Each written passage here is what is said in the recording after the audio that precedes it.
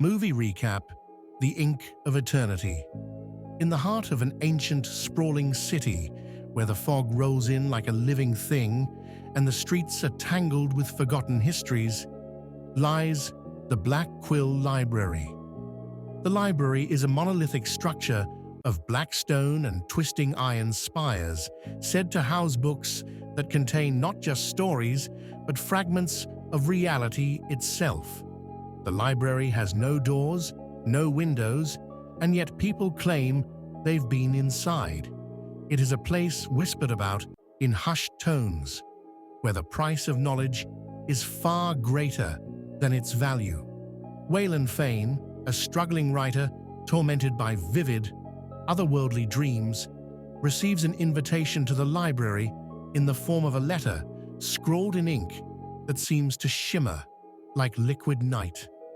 The letter promises him the inspiration he has long sought, urging him to come alone to the library at midnight. Drawn by desperation and curiosity, Waylon finds himself standing before the library's impossible entrance, which appears only when the moonlight hits a certain angle. As he steps inside, the air shifts, and the world outside fades away. The interior of the library is infinite. Its corridors spiral into impossible geometries, and the shelves stretch upward into a ceiling shrouded in shadow. Books hum softly as though alive, and the air smells of ink, old paper, and something faintly metallic. Waylon is greeted by the archivist, a tall, gaunt figure draped in robes that ripple like black water.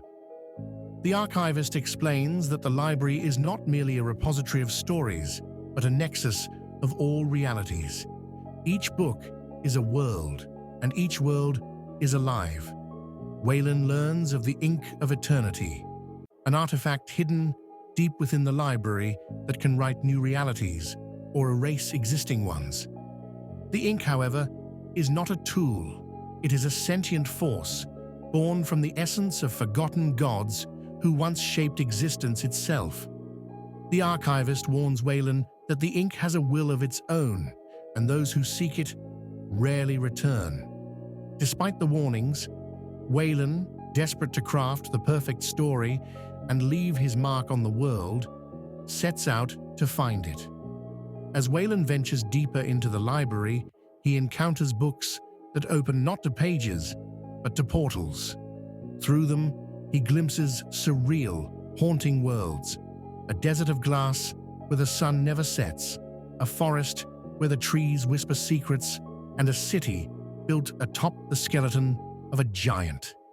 Each book tempts him with knowledge, but the more he learns, the more his memories begin to fade, names, faces, and moments slipping away like ink running in water. He is joined by an unlikely companion, Kala, a young woman who claims to have been trapped in the library for decades after seeking the ink herself. Together, they navigate the library's shifting corridors, evading the unwritten, spectral beings made of tattered pages and ink who hunt those who come too close to the Ink of Eternity. Kala reveals that the ink is alive because it was created from the dreams of a dying god, a being whose name was erased from reality. Waylon and Kala finally reach the heart of the library, a vast, cavernous chamber where the Ink of Eternity floats in the air, suspended in a swirling orb of black and gold. The ink whispers to Waylon, showing him visions of the stories he could write, worlds he could create, lives he could alter, and his own name etched into history as the greatest writer of all time. But as the whispers grow louder, he begins to see the cost. The ink demands not words, but fragments of its wielder's soul. In the climax, Waylon must choose between using the ink to achieve immortality through his stories or destroying it to free the library and the countless lives trapped within its pages. The ink, sensing his hesitation, manifests as a shadowy figure with Waylon's face, taunting him with his deepest fears and failures. With Kala's help, Waylon resists the ink's temptation, sacrificing his memories to shatter the artifact and unravel the library's hold on reality. The library collapses into itself, its books dissolving into streams of light as the worlds within are set free. Waylon awakens on the streets of his city, his mind a blank slate, the invitation to the library now a fading wisp of smoke in his hand.